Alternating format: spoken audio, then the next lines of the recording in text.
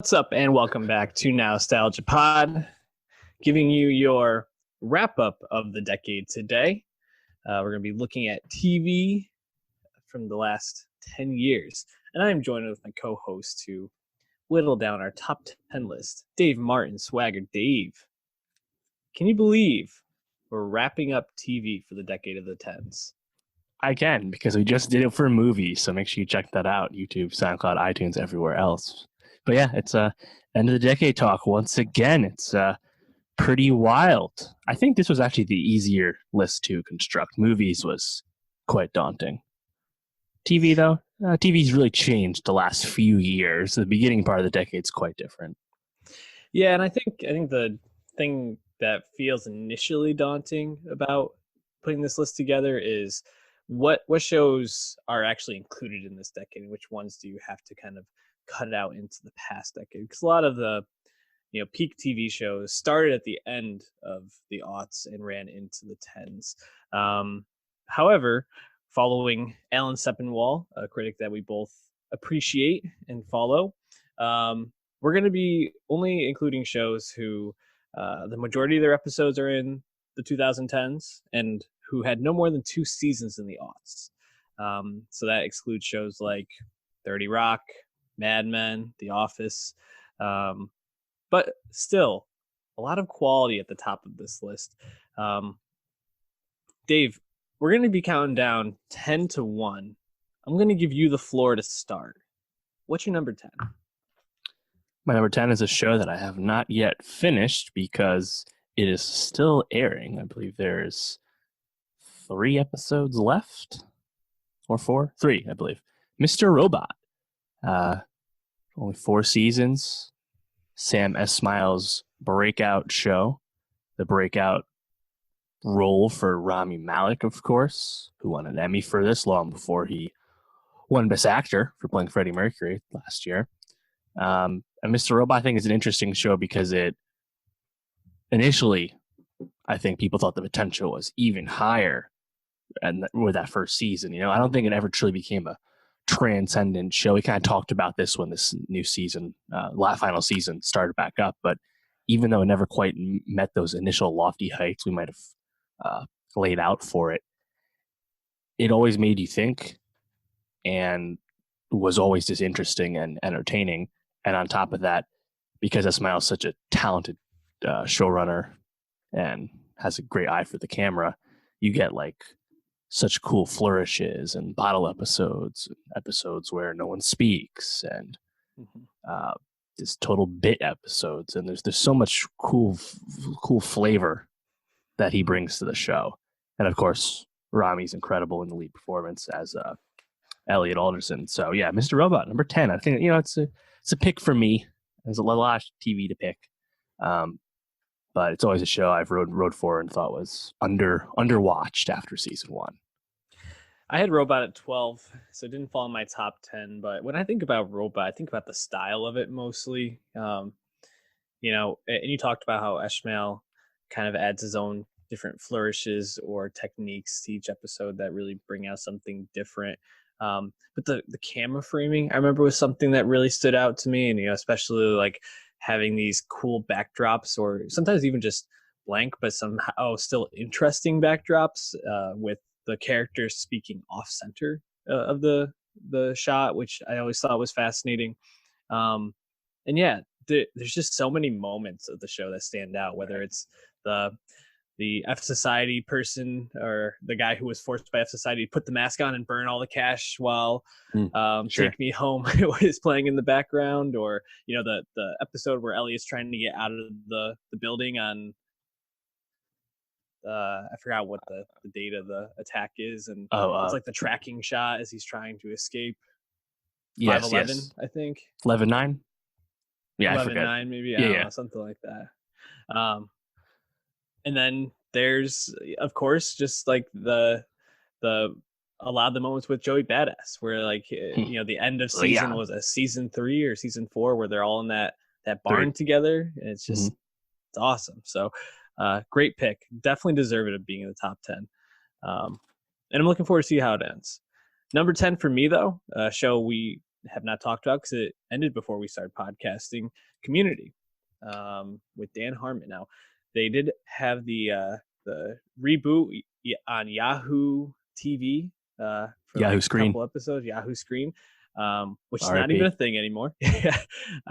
But Community, the first season and a half was in 2009. But when it really hit stride was after that first season. And man, there are so many unforgettable episodes of this show, following a pretty stacked cast of Joel McHale, Donald Glover, as he was just becoming really famous, Jillian Jacobs, Danny Ken Putty, Ken Jeong. Allison Brie. I mean, and Chevy Chase is like the forgotten person there. And a lot of Both what good and people, bad. yeah, for sure. And a lot of what people I think remember about Community now is there were a lot of behind the scenes issues, both with Harmon and with the cast, near the end of the show's run.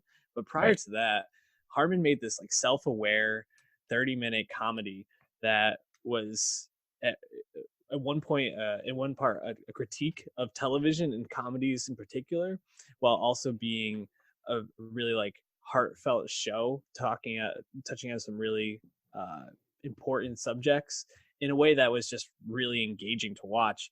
I mean, when I was writing down how like my favorite episodes, I think I got to like 10 before I was like, I can't just keep naming episodes off when I'm talking about this.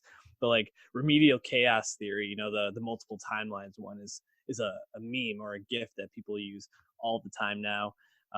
Advanced Dungeons and Dragons, awesome episode. Really got to let Ken Jeong really go off in that one.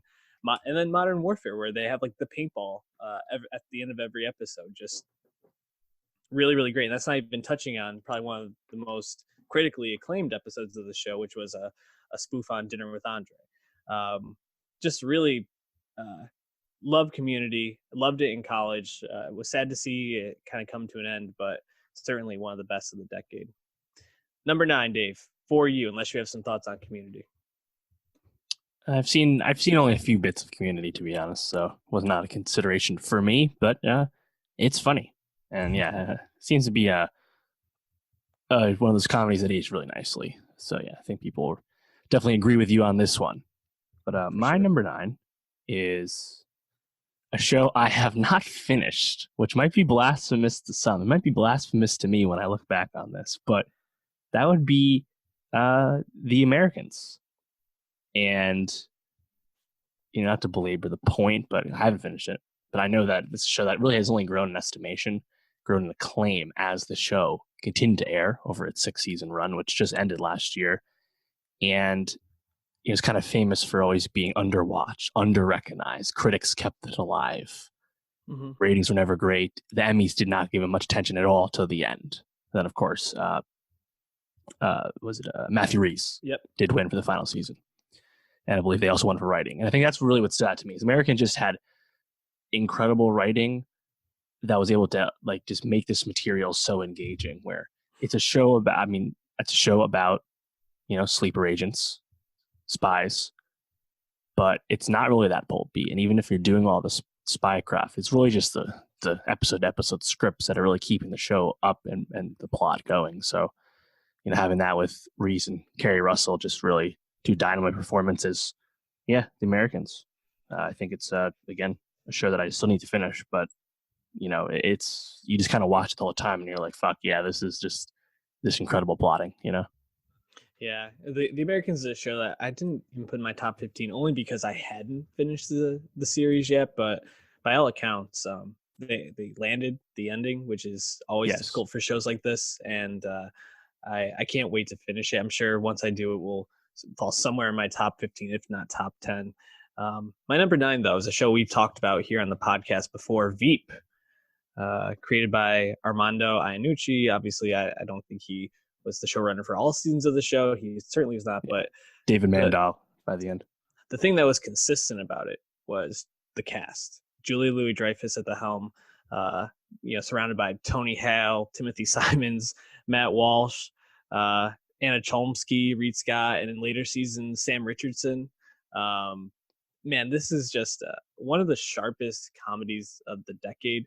And the writing on this show, especially by the later seasons, I mean, it was always incredibly sharp with the pen, but I think in the later seasons when almost every single back and forth was bringing in context from earlier seasons and just cutting and zinger after zinger after zinger, um, while still having these characters who are just absolutely awful people be likable was really impressive. And I I think they wrapped up the show beautifully. I've seen the ending, and we talked about how the last episode I think was a nice send off and a good way to wrap it all up. Um, and yeah, you can jump in and find a good episode or a funny moment almost every single time you watch. Anything from Veep that stands out to you? Did it make your top 10? It did, yeah. I had it at 5. So I didn't put Parks and Rec on this list, a show I haven't seen all of, but I kind of think of Parks and Veep in the same way, where they just kind of represent that like Obama era comedy. Mm-hmm. And we actually talked about this with Veep, where when satirizing the White House kind of changed for obvious reasons, change in administration recently. Um, that being said, like the energy that those two shows kind of carry, um, I think it really spoke to the moment and kind of really they really fit in like this decade, you know. Mm-hmm. But yeah, as you said, you know, just dynamite cast and just really hilarious. It's Yeah. you know, not that complicated sometimes. And you were talking about the era that it began and kind of where it ended up. When it started, people talked about how this was probably the most accurate show to how politics actually runs in DC. And I Yeah, think by the end, it was actually almost like too real how it ran. So um, certainly a show that not only was funny and sharp, but also somewhat based in reality. Um, let's move on to number 8 then, Dave. What do you got? number 8. It just ended. Fleabag. Wow, low. Fleabag fell to number 6 for me. I was gonna have a top 5 too. Yeah, I think it's just the currency aspect, a recency aspect. I just instinctively put it here.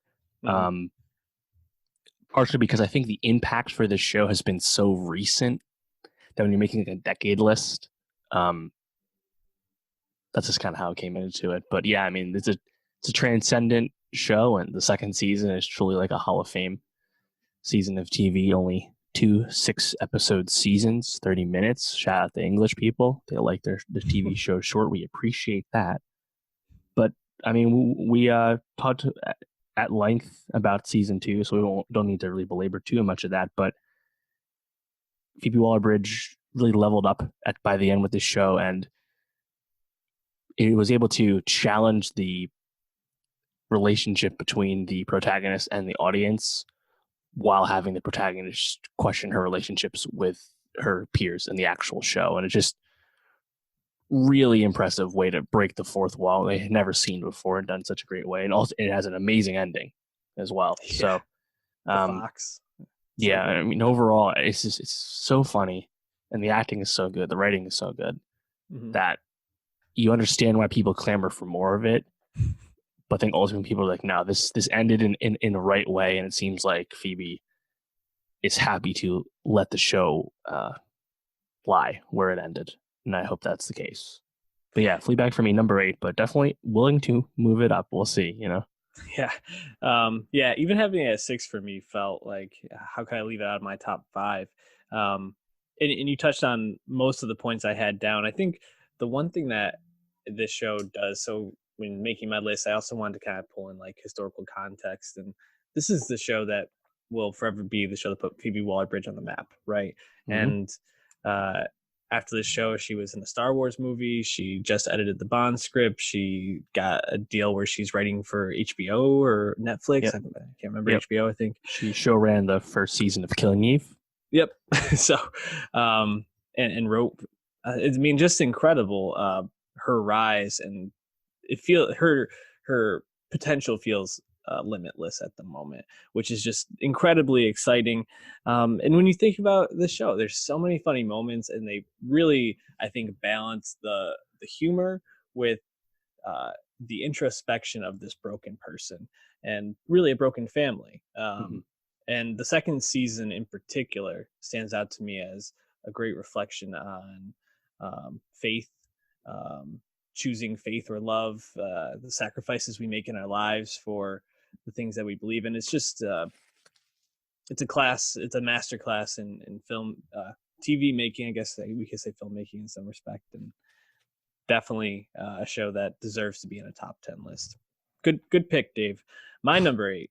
I'm guessing it's not going to be on your list, so I'll get to vamp a little bit more. The Good Place.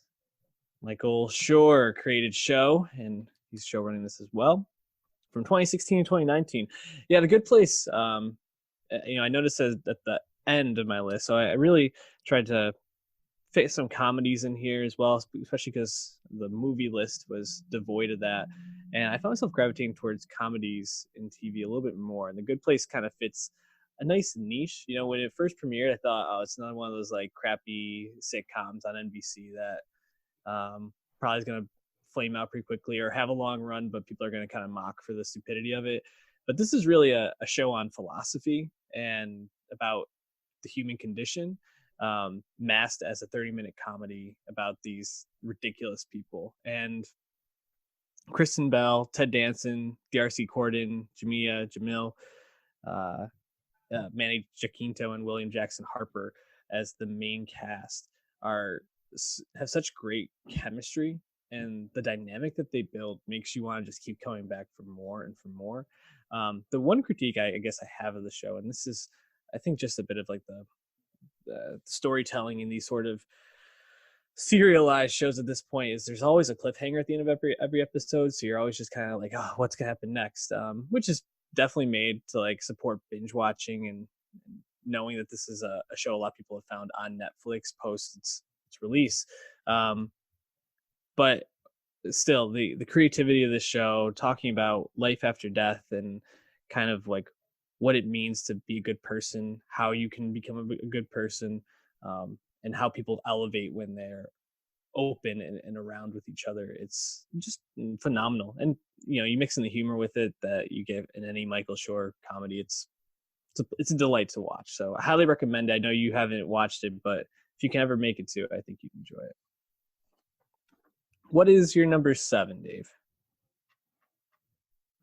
Number 7 for me is an interesting pick. It's Twin Peaks: The Return from 2017. Ooh.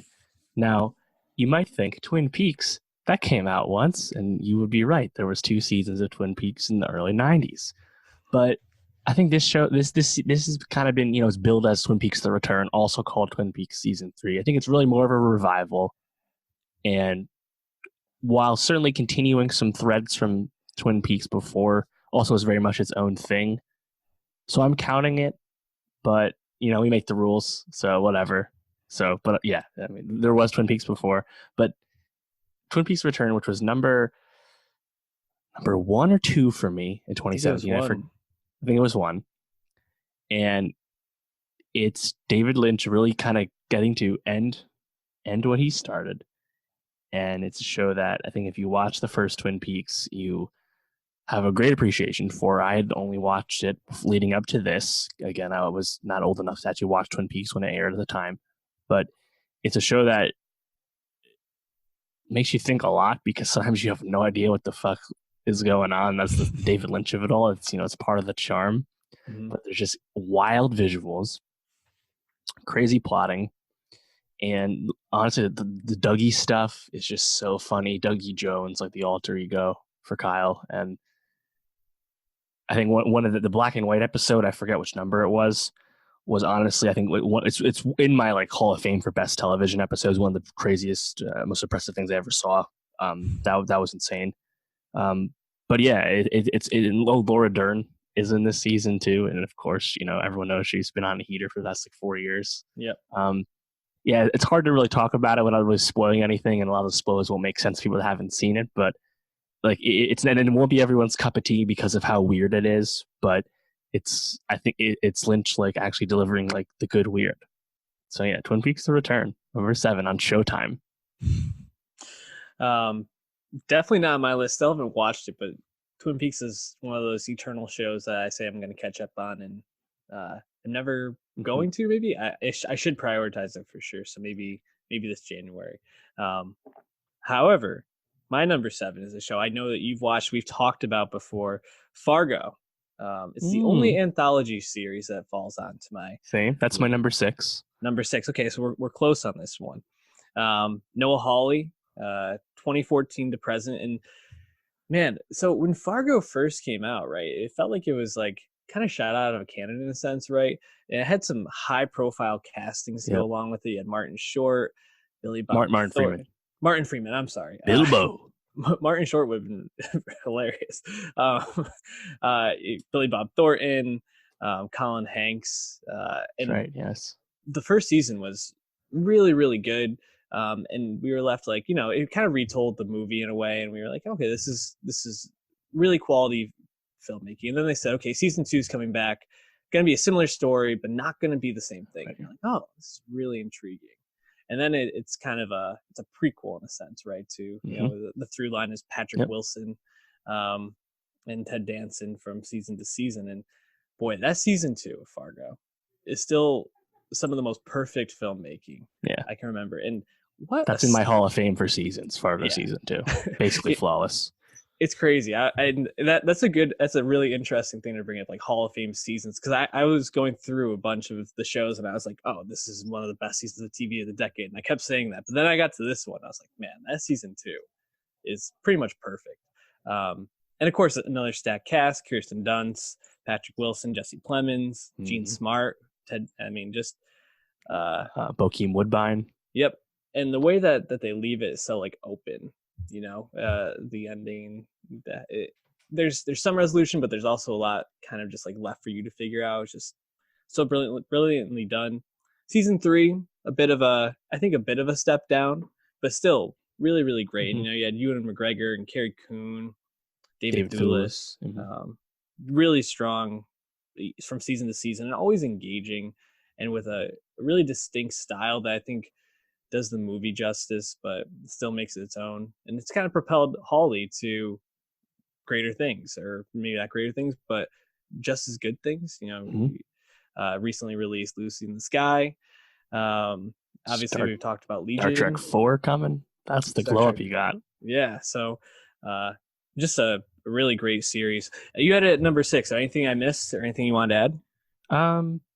Yeah, I think this really kicked off that anthology wave that we got the back half of the decade, right? I think of American Crime Story, American Horror Story, Feud, like a lot of stuff around FX, to be honest. But like, it became kind of a theme that made a lot of sense, where people can really lock in with some kind of thing they can initially grasp. Like, the marketing is easy, but it's different, right? But in this case, it was connected, at least the first 2 seasons. And it's also a really expert use of IP. When you don't think it's IP, it's like, oh, they're bringing back Fargo. Why? And they didn't have to call this Fargo. This just helped get it made, right? Really, it's its own thing.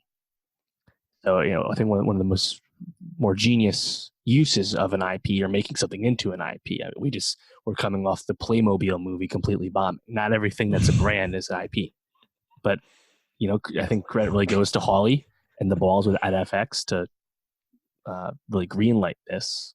And we're going to get season 4 in 2020 with Chris Rock. Again, exciting, even though season 3 was definitely the weakest of the bunch.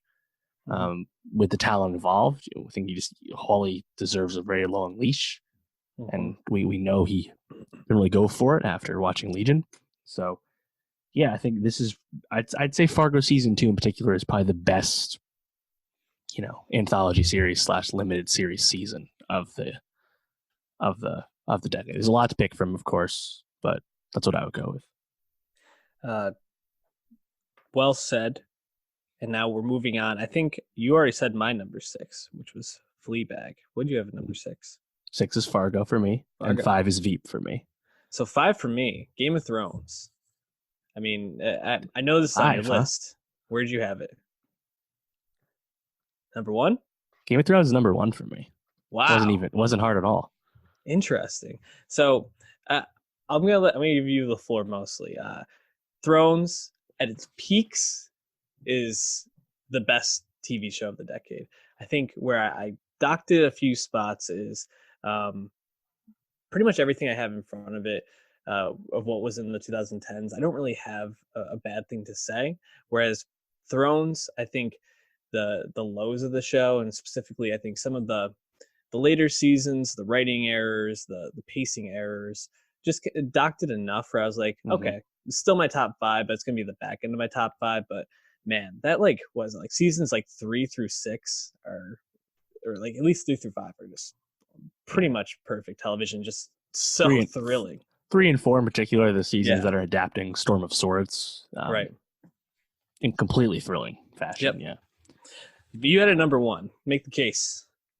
yeah. So part of this is because I was thinking about the decade. Game of Thrones is like is the show of the decade to me because it was the show that had everyone's attention the longest this decade. Mm-hmm. Breaking Bad, as you might expect, is coming up. Breaking Bad ended in the spring of 20. No, 13. this was 2013, Yeah. 14. Yeah, early, right? Mm-hmm. The Leftovers only on 3 years. Not watched that much. I think you're right. Game of Thrones has some low points. We've discussed the past few seasons at length on the show, including the final season. Our thoughts are well documented in the final season, every episode and the end. So check that out, youtube.com/nostalgiapod. But in general, Thrones, it's kind of it's not the first binge watch show, but I think it's the show that people most vigorously binge watch. And Mm-hmm. also, in a way, kind of became the flag bearer for why binge watching is not the preferred method for, I think, more and more people. Sure. Where if you watch Game of Thrones week to week, like I did, like millions of people did, you had all these amazing moments that a lot of times you didn't see coming because you didn't read the books. You had them sit with you for a Mm-hmm. week, or if it was a finale, for a year plus, and it was the show you talked about the most with people. And we talked a lot about how the peak TV era, 500 plus scripted shows a year, linear television model is just dead. Live ratings are down. Young people don't watch shit live. It's all on demand, right? Monocultural shows matter because they're rare. And Game of Thrones was literally the last of that and also the biggest of that. For sure. So that's why and of course the quality, as you said, the most daunting of text at the time adapted in an incredible way. And I think it was still, I think, we harp on the ending a lot, and which is crazy because it feels like that was years ago, and that was like 5 months ago, 6 months ago, right? You're right. Absolutely. Um, and the whole like George R. R. Martin factor too, and how those books were ended. It's a very complicated legacy that's still not, the book is not finished, but it's a show that represents the decade to me, and that's why I have it number one. But I don't quibble with people that would prefer some of the other obvious choices due to some quality dips and stuff. But yeah, I think Thrones, it's hard to deny what it accomplished along the run and the legacy it's going to leave behind. So Game of Thrones number one. I mean, it's the most decorated TV show of all time. That's right. Awards wise. So I think that speaks for itself. And you talked about the monoculture of it, right? Even shows like Succession or Watchmen on HBO that garner a lot of attention, it's not to the same level. I mean, after people caught up by season like 3 or 4, it was every week people were just theorizing about it, reading about it. The forums were just going nuts for it. It really was just like a mammoth in the Mm-hmm. zeitgeist for the 2010s. So it's a great choice for number one. I think it's undeniable the impact it had for sure.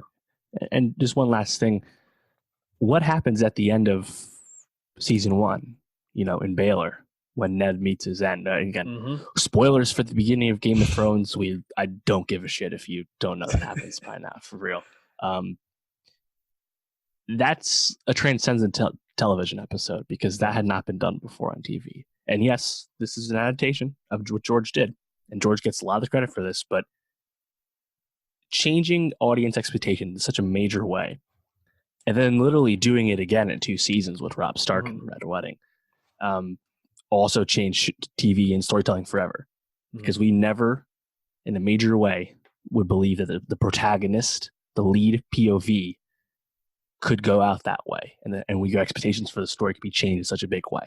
You have mostly unknown to popular culture actors, and then you have Sean Bean, who's like right. the lead, and you take him out at the end of season one.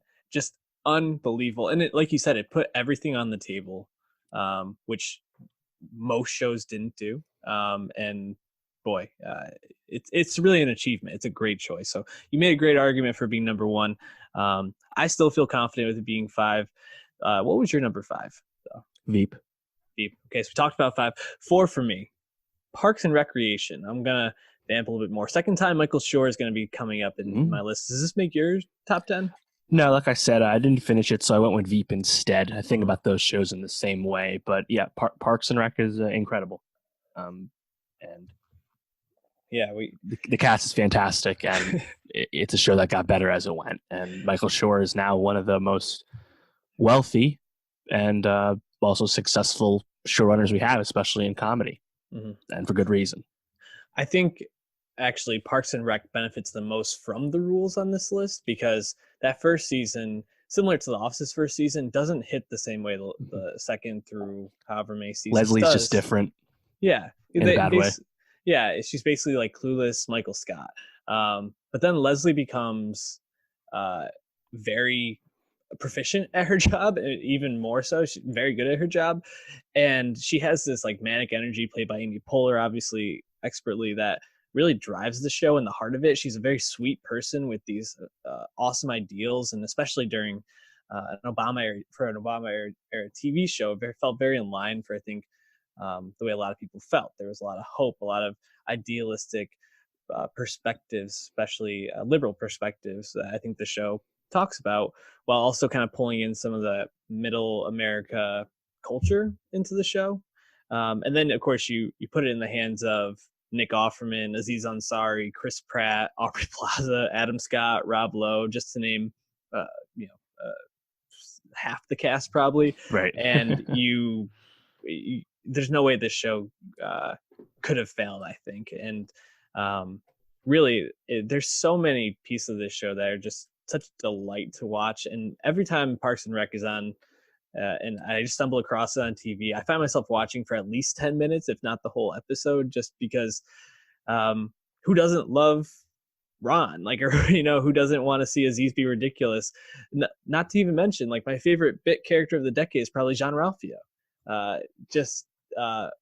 So much about this show is fantastic. And really, after The Office, this was probably the best, like, comfort food TV show, so to speak, that's been made, in my opinion. So Parks and Rec, number 4 for me. Where are we at with your list? Number 4? Yes, number 4 for me. Show that's still ongoing, will return next year. Atlanta.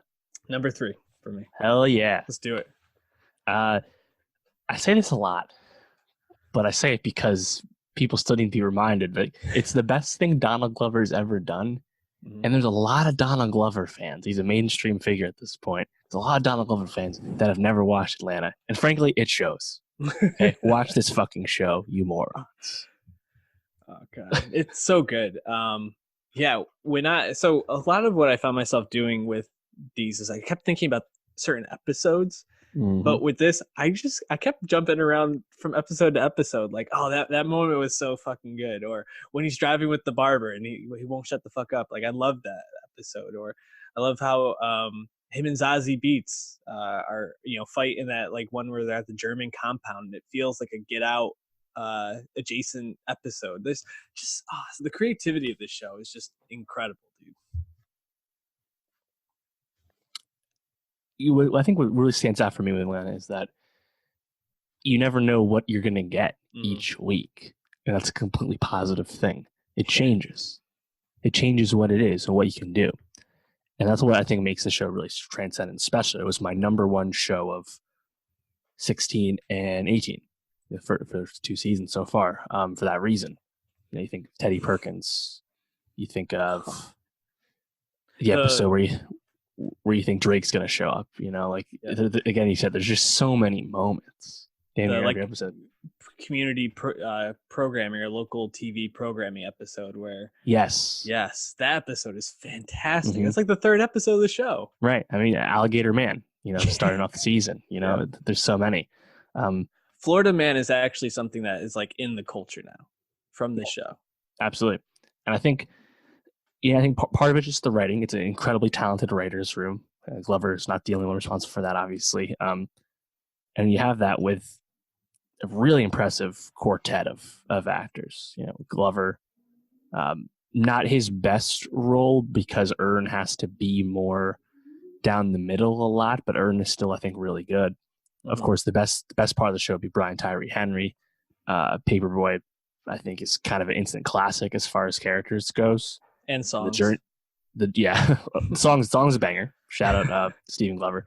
But like the journey he goes on, especially in season 2, incredibly layered. It's an amazing performance. We love Brian Tyree Henry. And then Lakeith Stanfield as well. Hilarious. Goes without saying. And Zazie Beetz, who we want to get even more of on this show. This was her breakout. Yep. But ultimately, it's just the intelligence of the jokes week to week. The bit, like sometimes it's a show about bits in an episode, right? But it just it's just kind of outlandish, And again, being that it's a black show with a black writers' room, its view on modern America is a view we don't get enough of, and the perspectives you get on this show, I think, are really valuable while also being hilarious. So yeah, Atlanta's just, you talk about it forever. So good. It really is, and for a show that's so creative and stylistic and really, this is my catchword for the day, but engaging on so many levels, for it to also then pull in these themes and talk about it so smartly. I mean, Robin's season wasn't even something I was like fully aware of until they brought it up, and then I feel like people that watch it now understand why this is an issue at this time of year for people, and something down in this part of the country, the southeastern part of the country, that is a real issue. I don't know. It's there's really not much more you can say about it people haven't said, because it's been dissected and talked about, and I miss it when it's not there. And I find myself thinking about so many of the episodes so often. You mentioned Teddy Perkins, like that episode just sticks in your brain after you watch it for a while, because there's so much going on there. And obviously it's Glover and prosthetics and makeup just being weird and creepy and ridiculous, but in like the best way possible. And that's what you can say about this show. No matter what they do, they always do it in like the best way possible, it feels like. So we didn't even really mention Lakeith Stanfield, who we just talked about Knives Out. Everyone who is like a main character in the show has gone on to do amazing work. And their star is only going upwards. I just think about the Brian Tyree Henry scene in Beale Street last year. Yeah, he steals like the movie for like 10 minutes. It's amazing. Incredible. My number 3 was Atlanta. What did you have at number 3? My number 3 is The Leftovers. My number 2. Hell yeah. So yeah, I had this in Twin Peaks at the top for 2017. Leftovers was a show that I caught up for, the final season. Initially it was a show that I wrote off when it came out, because a lot of the reception to season 1 was quite mixed. That would be because season 1's a tough hang. Yeah. It's dreary. It's dread. It's about sadness. It's about grief, people feeling empty and grieving, right? And that's not for everyone. So I understand that, and me watching it in more condensed pace, it didn't really sit with me that way. But I feel I was aware of all the criticism at the time, and this show had a lot riding on it, as Damon Lindelof's second show, his follow up to Lost. He'd done some Hollywood work in between, but this was his return to TV. And with the level up the show takes with season 2 and continues with season 3, again, only a 3-season show, is really one of the most impressive things you see in terms of a show really upping its ante. And anchored by, I think in terms of like Hall of Fame performances, throwing that out, like the Hall of Fame performance, I think Carrie Coon as Norris, definitely one of those. And then Justin Theroux as Kevin, perhaps his best role, certainly his best work in a long time. It gave us, a lot of new faces as well, like Margaret Qualley, but then other vets like Christopher Eccleston, and memorable cameos and stuff like Bill Camp in the final season. He can go on out with the cast, but and Dowd in the first 2 seasons. Sure. Yep. And who continued this kind of run she went on with Handmaid's Tale as well. Leftovers was, I think it was such a win for Damon, and just in general, because people that are fans of the show, and I think everyone who watched it and finished it would feel this way, is that you didn't want to know the answers to the mysteries at the end, right? No. Like the Lost, everyone was so caught up in the why and the how, right? And that dominated the water cooler discussion and ultimately discussion about how the show ended. With Leftovers, the how about the rapture was never the point. And through season 2 and 3, you just feel so rewarded when you stop worrying about that and you learn about how the characters come to grips with that, right? Mm-hmm. And along the way, you get, I believe it was episode 7 of the final season, International Assassin. Again, one of those Hall of Fame episodes. Mm-hmm. Truly, something you do not expect to happen. And then once you watch it, just totally mind blowing thing. Mm-hmm. And then an amazing finale, one of the best finales I've ever seen. Yep. In terms of the I believe you at the end, Mm-hmm. just an incredible way to wrap the story. I think that plotting and the way those arcs converge and end is just really impressive. So yeah, Leftovers, definitely a show I think people like to reflect on a lot. Yeah. Really fun to talk about to this day. Leftovers was initially my number one, and I moved it to number two because we're going to be talking about Breaking Bad in a second. I'll spoil my list a bit, but yeah, it was tough to not put it number one. It's the show I think about the most out of any TV show I've watched in the past decade, and probably the TV show I think about the most, just period, because I think it speaks so much about um, something that obviously I deal with on a day-to-day basis in my regular job as a therapist, but also just the idea of like vulnerability and grief and loss and trauma and how we process that and how it inhibits how it inhibits our ability to connect with others. And you talk, as you were kind of recalling all these epic moments and that really made The Leftovers such a amazing show, I found myself just kind of falling back into those moments and a lot of like the different feelings I had with it. And I think that's the thing that Lindelof did so perfectly with the show is after season one, he really finds this footing where TV is better when it's weird. And there's a lot of weird stuff that happens in The Leftovers, but it always brought me back to a grounded place where I found myself reflecting on what does this mean for me? How do I sit with this, and how do I reflect on this? And it's just it's probably my favorite show of the decade. If it's not my number one, it's because Breaking Bad is just so undeniable to me. But goddamn, man, like you said, that last moment, but especially like International Assassin, the way Justin Theroux breaks down as he's singing Homeward Bound for karaoke to get out of the afterlife. That moment just always, I go back and watch that scene frequently. It's just so good. Yeah. And Lindelof now with The Watchmen. I wanted to ask you, did you consider Watchmen for like a even close to your top 10? I did.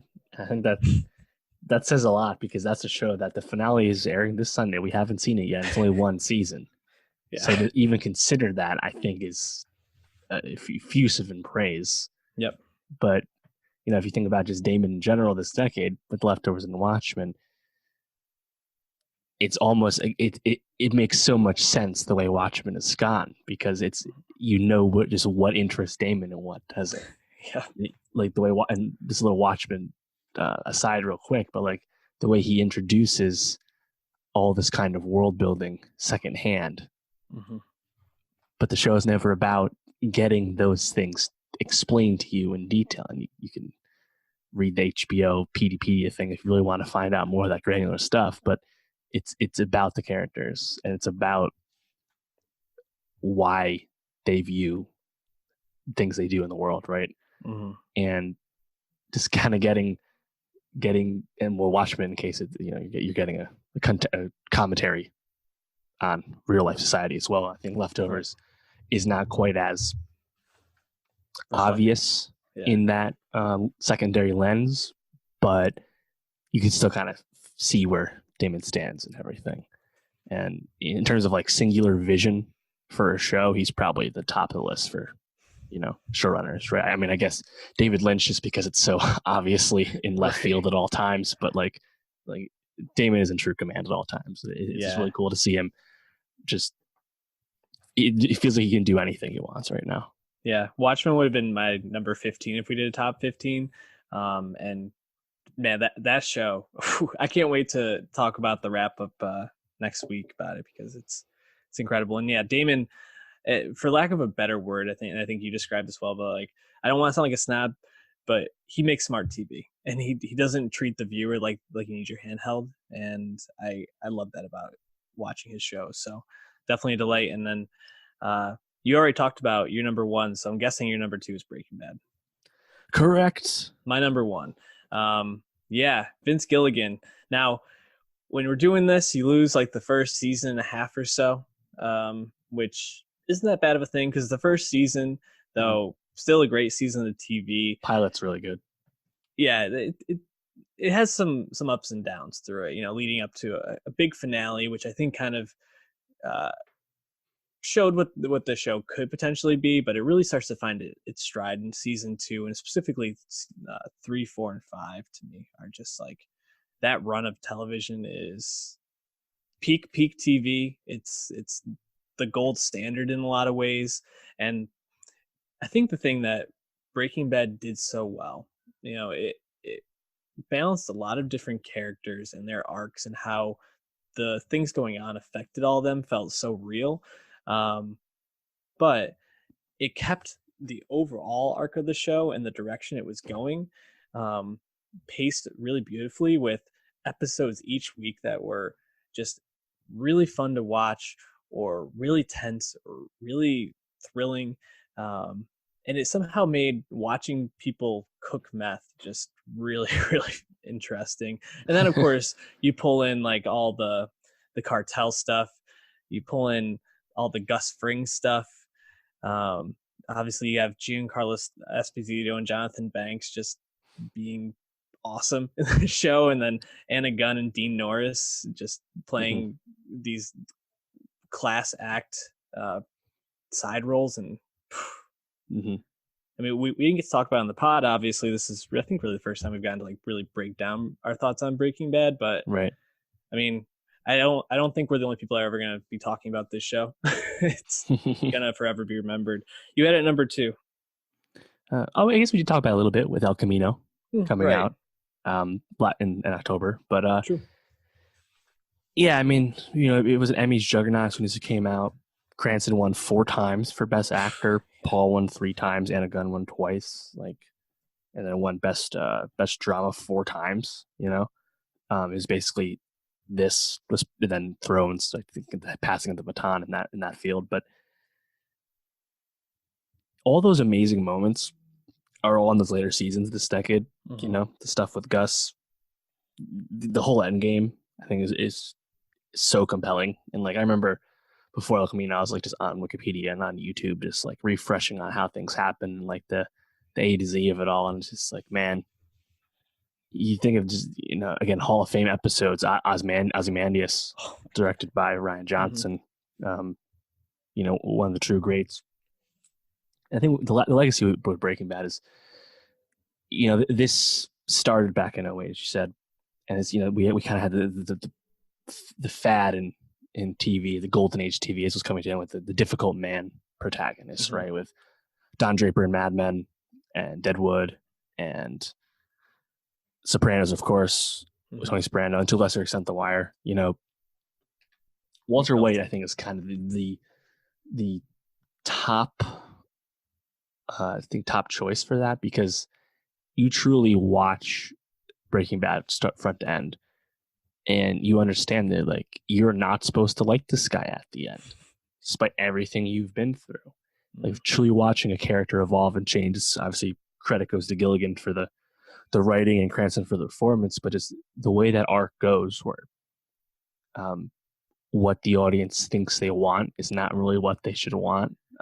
It's really hard to pull off, and I think because it's not like Sopranos. Tony Soprano, he's a mobster.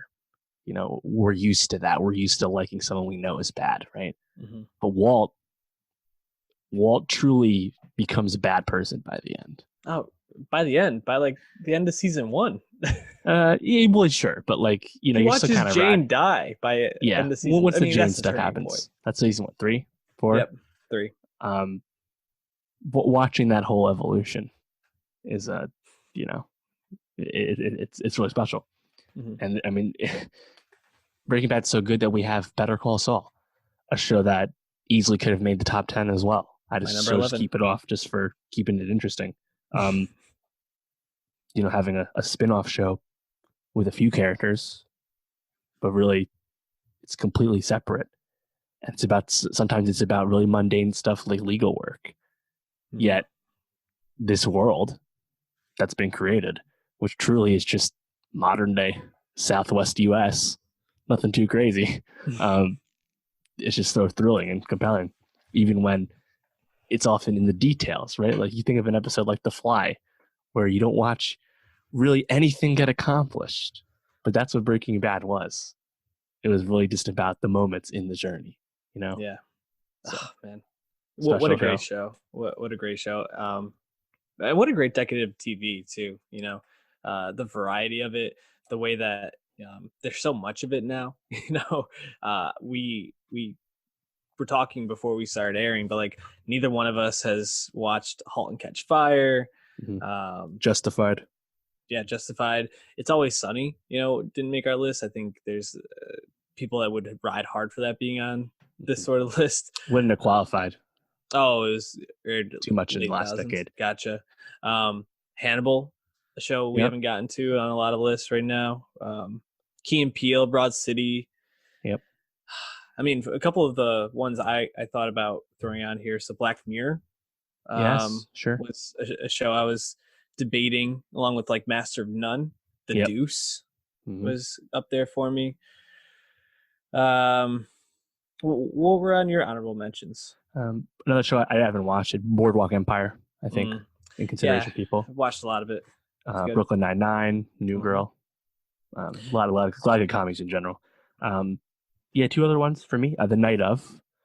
I think it's my favorite miniseries from, I believe that was 2015 on HBO, the Riz Ahmed breakout. I think that's a really special one.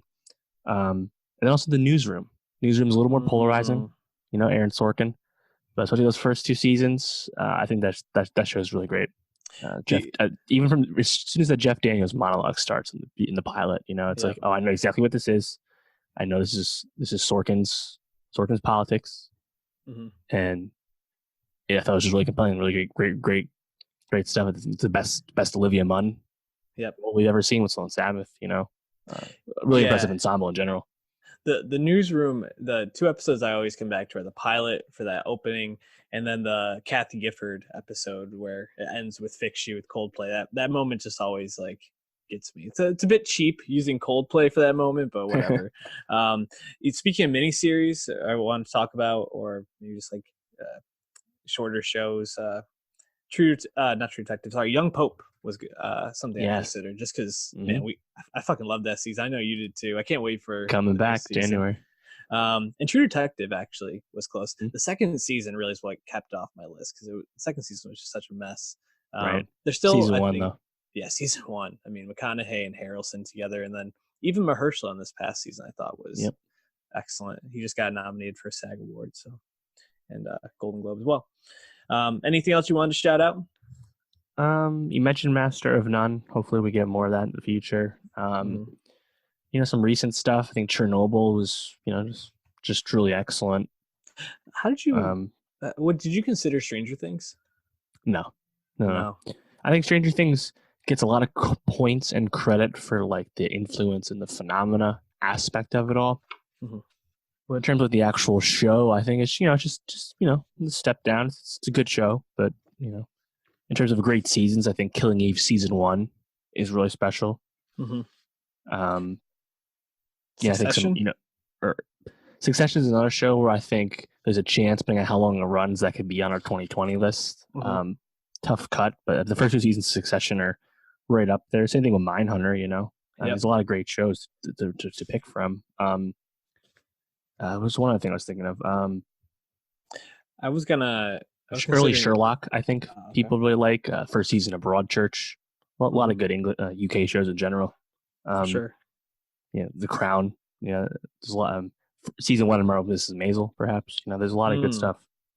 Yeah, definitely. And just two animated shows I wanted to shout out: Rick and Morty and BoJack. I feel like both could could have earned spots on these lists are just awesome animated shows that people should be watching. There's so much good TV, you really can't Barry go season wrong. 1.